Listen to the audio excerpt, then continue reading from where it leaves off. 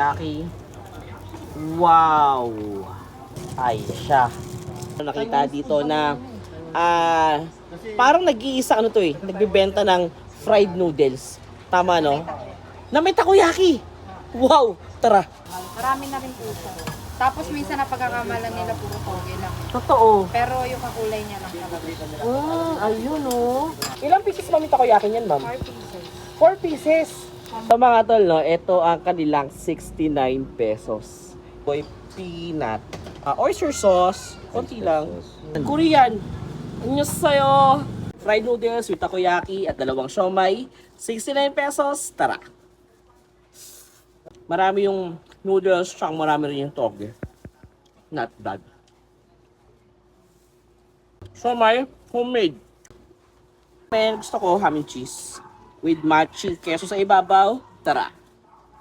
Tama nagtatanong ko saan to. Boy, ito nga pala katulad yung ano. Halos takoyaki. Na-located lang dito sa may ano, Visayas Street. Dito naman yung South Signal Village, mga tol. Madalas sila makikita kasi nasa likod lang sila ng Petron FTI. At saka mga tol, lampas lang sila to ng ano ng merkato. Nagbubukas naman sila ito ng alas 10 ng umaga hanggang alas 12 ng madaling araw. Tol, dahil na kayo dito.